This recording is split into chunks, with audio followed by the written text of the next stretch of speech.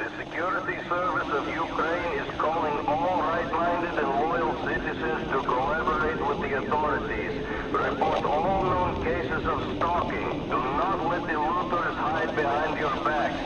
They bring radioactive, unidentified items from the zone that are highly dangerous for human health and life. Only with your help can we eliminate this hideous phenomenon. Do not put your lives and the lives of your families at risk for the sake of dubious profit. I think we've both heard enough of that crap. Good to hear from you again, Stalker. Word is you're approaching the military cordon. It's probably best I give you the lowdown on the military before you reach the blockade. The Ukrainian State Security Service is their official designation, though nobody in the zone calls them that. The Ukrainian government, through the Ministry of Internal Affairs, maintains the perimeter of the zone with internal troops from the army. These troops are tasked with providing and maintaining security along the many kilometers of border territory along the zone.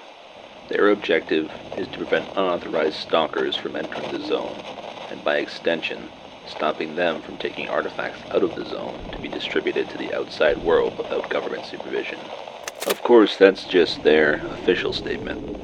In the real world, those uniformed pricks are one of the most corrupt groups operating in the zone today. They engage in extortion, accept bribes in exchange for turning a blind eye to contraband and unauthorized entries. Now, this isn't to say the shoot-to-kill order doesn't exist. Approach the cordon outposts a little too closely, and they'll turn you into Swiss cheese just for fun. You know, in the early days of the zone, the military formed the bulk of all the human presence in the area. There was never any official outline of how much territory was actually under military control. We can assume by all the wrecked military vehicles and abandoned fortification that most of the zone was probably occupied by military forces at one time or another. In the wake of the first and second emissions, the military slowly lost its hold over the interior areas of the zone to the newly formed anomaly fields as well as the increasingly hostile, mutated wildlife. It was the second emission, though, that was the one that shook the military's grip loose. It's when they lost a significant amount of their territory, specifically the army warehouses. Psychic anomalies turned many of their men into zombies. The dozen or so that survived were mopped up by mercenary forces, led by a hardcore merc named S.T.A.L.K.E.R. Shortly after that is when the military adopted its shoot-on-sight policy for anyone caught trying to enter the zone. In 2011, the active troops inside the zone were commanded by Major Koletsky. His command was short-lived, though. He broke the deals between the military and the loners, selling them out to the bandits. In retaliation, Koletsky was kidnapped by loners and held hostage. Later, they would kill two of the Major's closest friends and wipe out their units. There's many rumors floating around about what happened to Major Koletsky. Some say he was let go and evacuated from the zone.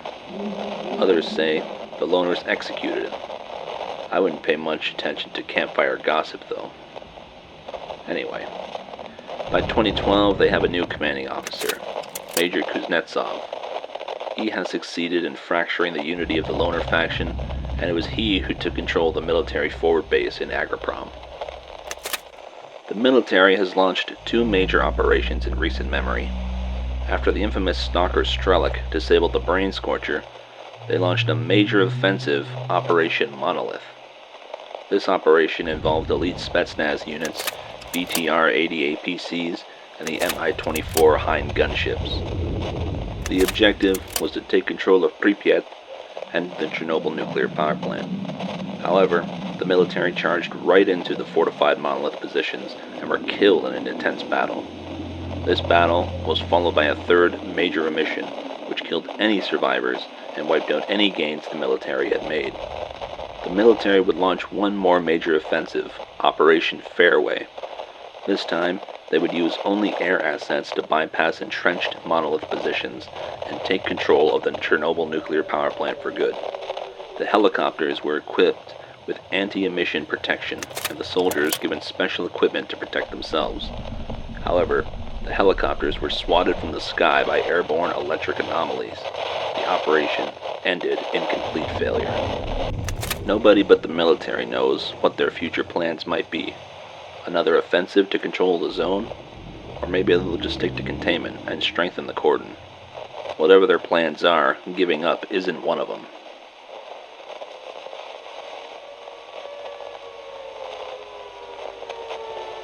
Damn it! Looks like a blowout is coming. I'll have to end this here. I'll contact you again. Over and out.